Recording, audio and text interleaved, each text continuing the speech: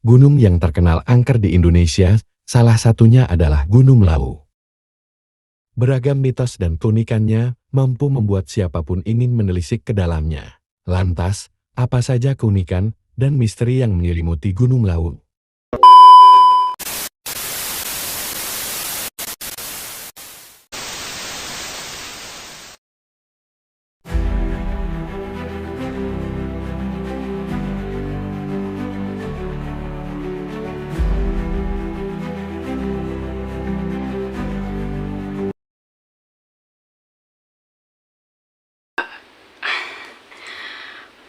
Balik lagi sama konten kita tentang ngulik gunung.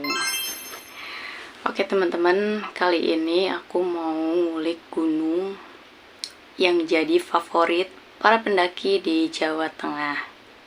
Oke, pasti kalian udah tahu ya gunung yang satu ini.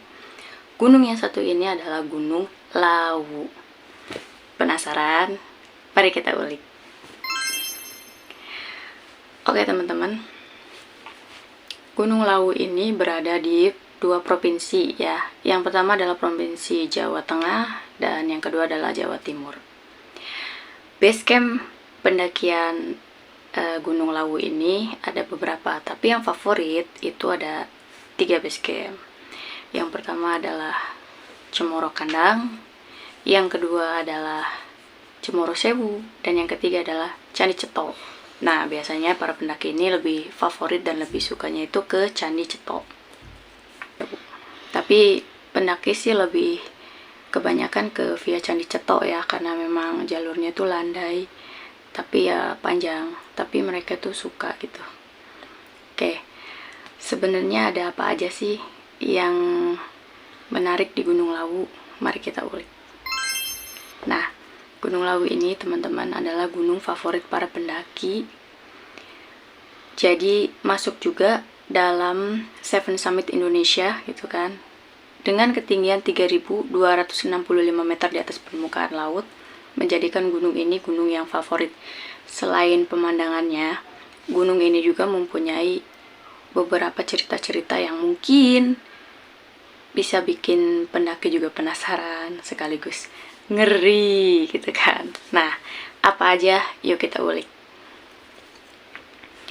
Yang pertama adalah Gunung Lawu itu memiliki sebuah mitos atau kepercayaan gitu kan, yaitu sebuah burung.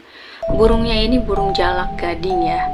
Jadi kalau kalian main ke Lawu dan ketika kalian diterima oleh para penguasa Lawu, biasanya kalian akan dipandu oleh seekor burung jalak gading. Jadi burung jalak gading ini bertugas untuk mengantarkan kalian dari jalur pendakian sampai ke puncak tanpa nyasar ya. Jadi ya ibaratnya VIP lah gitu kan. Nah, yang kedua adalah Gunung Lawu ini terkenal dengan masih berkaitan dengan Majapahit ya teman-teman. Jadi kerajaan Majapahit ini ada kaitannya, erat sekali kaitannya dengan Gunung Lawu. Yang pertama adalah kita bisa menemukan beberapa peninggalan seperti candi gitu kan. Nah, salah satu jalur pendakiannya juga ada kan, namanya itu base camp Candi Ceto, dan itu adalah candi peninggalan dari kerajaan Majapahit gitu. Yang kedua adalah Candi Ketek. Biasanya Candi Ketek ini kalian bisa jumpai ketika kalian lewat jalur pendakian via Candi Ceto. Jadi kalau nggak salah mah beberapa meter dari base camp bisa kalian temuin Candi Ketek gitu kan. Yang ketiga adalah Candi Suku, tapi masih berada di lereng Gunung Lawu, tapi masih berkaitan dengan ketiga candi yang tadi gitu. Itu. Lalu masih erat kaitannya dengan Prabu Brawijaya kelima. Siapa sih Prabu Brawijaya kelima ini? Prabu Brawijaya kelima ini adalah raja terakhir Majapahit. Jadi ketika Majapahit sedang gonjang-ganjing, terjadi perebutan tahta gitu kan, terjadi pemberontakan sampai akhirnya kerajaan Demak ini menyerang kerajaan Majapahit gitu kan. Dan ternyata di balik intrik itu ada sebuah ikatan gitu. Jadi kalau tidak salah, Girindrawardhana atau Brawijaya kelima ini adalah ayahanda dari Raden Patah, yaitu raja dari kerajaan Demak gitu. Jadi penyerangan ini mungkin adalah sebuah bentuk politik dan juga tentang agama gitu. Ya, karena Raden Patah dengan Girindrawardhana ini adalah berbeda agama gitu. Jadi bisa dipastikan itu ya teman-teman. Dan yang selanjutnya adalah kutukan Adipati Cepu. Wah, menarik nih. Jadi ketika kerajaan Demak menyerang kerajaan Majapahit dan Raja Girindrawardhana ini atau Brawijaya kelima ini terdesak, hingga akhirnya beliau melarikan diri ke Gunung Lawu gitu kan. Dan di sebuah tempat yang bernama Bulak Peperangan, jadi ada sebuah tempat di Gunung Lawu ini, itu sebuah sabana yang gak terlalu luas. Itu adalah namanya Bulak Peperangan, yang dipercaya adalah tempat berperangnya atau bertempurnya pasukan dari kerajaan Demak dan beberapa pengabdi setia dari Prabu Brawijaya kelima. Jadi di situ terjadi pertempuran gitu kan, yang mana dinamakan menjadi Bulak Peperangan. Dan di situ Prabu Brawijaya ini terdesak dan akhirnya mengutuk Adipati Cepu. Jadi kerajaan Demak ini mengirim utusan yang dimana utusannya ini dipimpin langsung oleh Adipati Cepu. Dan ketika itu Prabu Brawijaya V mengatakan kutukannya, siapa saja dari keturunan Adipati Cepu yang naik ke Gunung Lawu, maka dia akan celaka. Jadi untuk keturunan dari Adipati Cepu ataupun orang-orang yang berasal dari Cepu, itu seyogianya dilarang naik ke Gunung Lawu karena kutukan ini. Sampai sekarang masih ada ya teman-teman, masih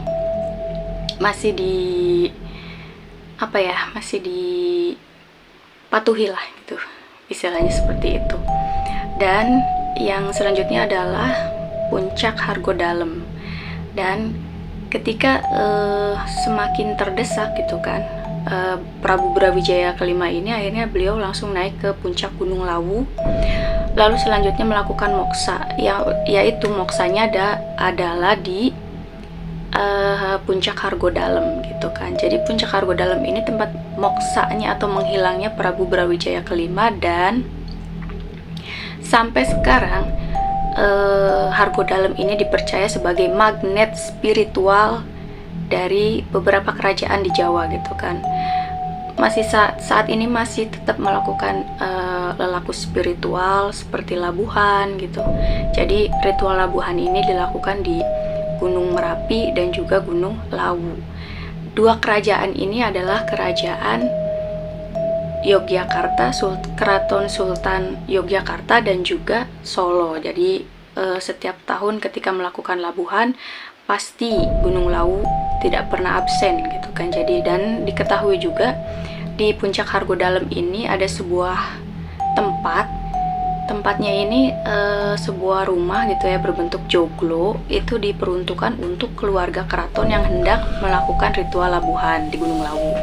Sampai sekarang pun masih digelar ya setiap tahun acaranya. Yang selanjutnya adalah mitos dari Pasar Dieng. Pasar Dieng adalah sebenarnya itu sebuah tempat gitu ya, sebuah tempat yang berupa bebatuan yang tidak teratur.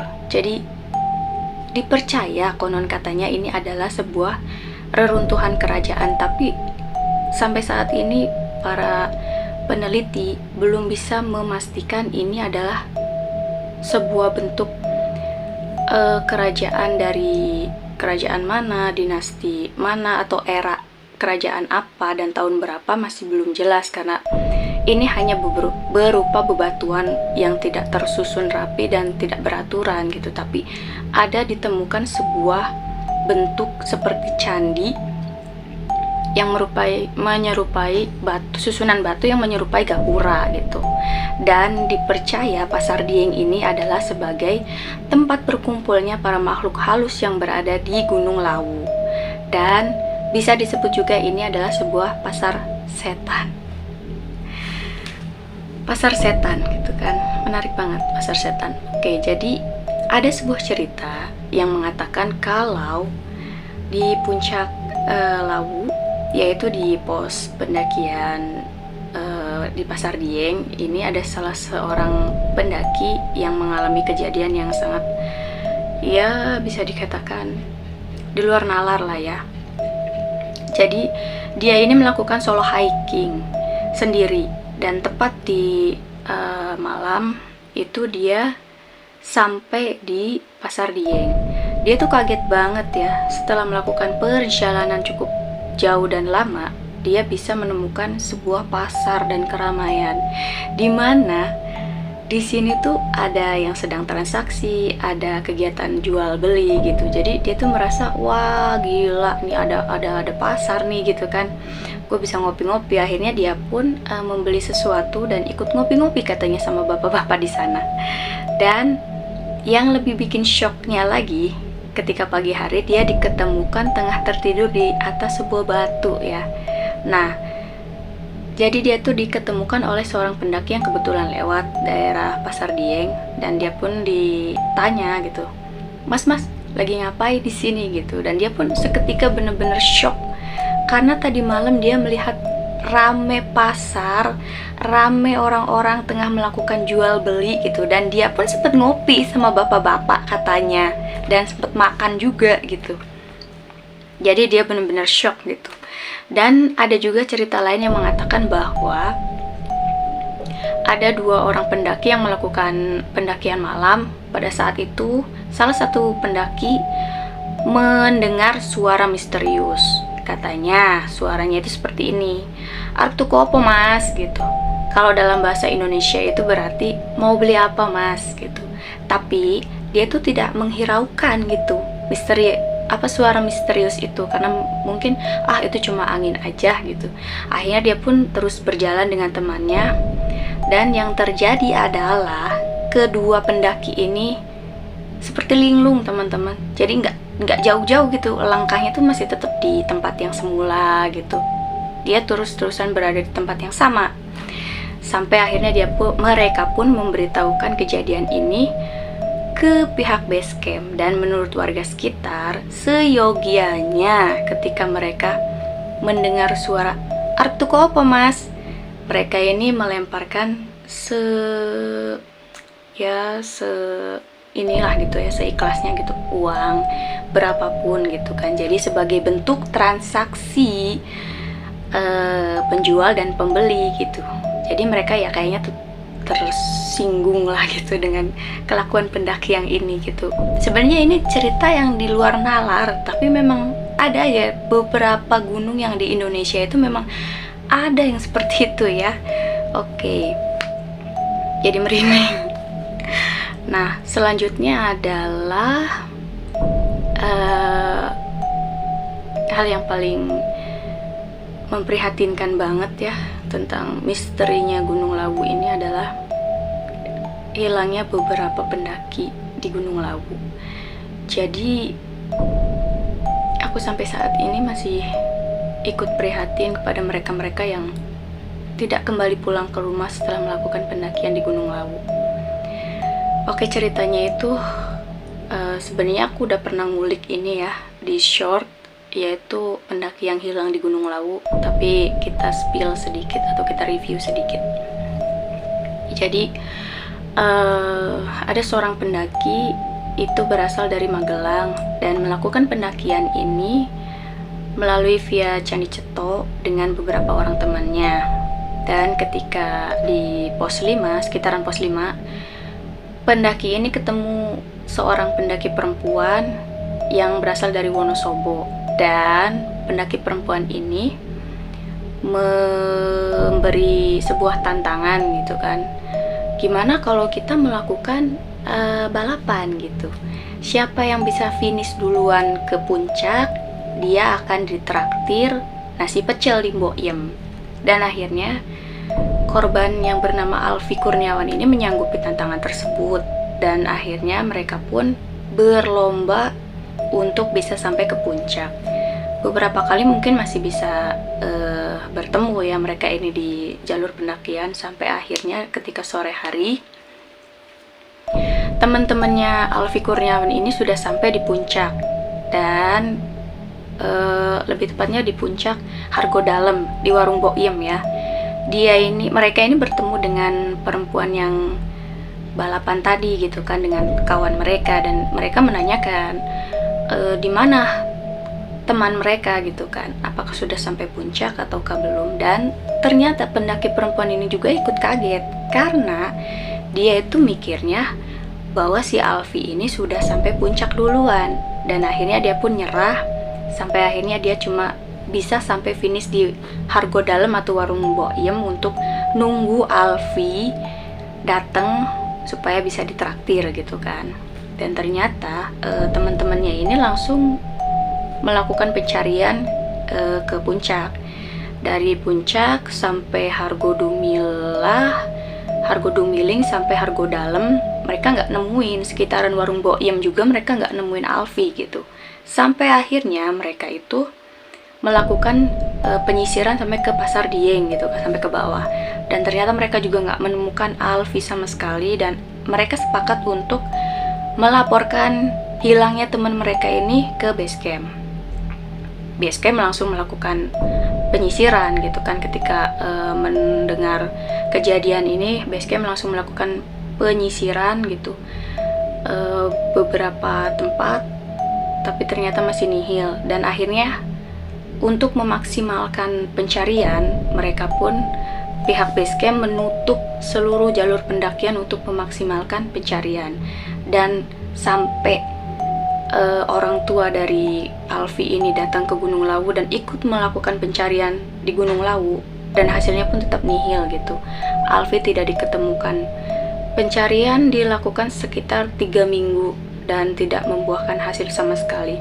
Pernah di hari terakhir itu tercium bau menyengat gitu, karena mereka memprediksi bahwa Alfi ini sudah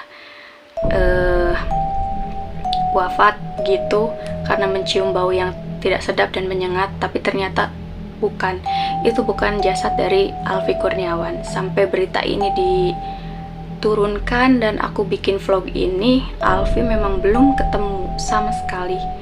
Jadi aku turut berduka cita juga, aku turut prihatin dengan apa yang menimpa Alfi.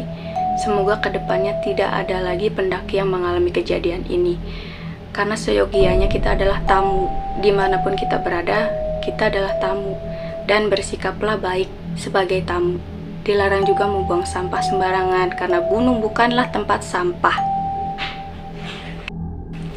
Oke, segitu aja cerita dari aku kali ini di konten ngulik gunung. Kalau kalian suka sama kontennya, jangan lupa di like, di komen, dan di subscribe biar konten aku dan channel ini semakin berkembang. Oke, see you. Bye.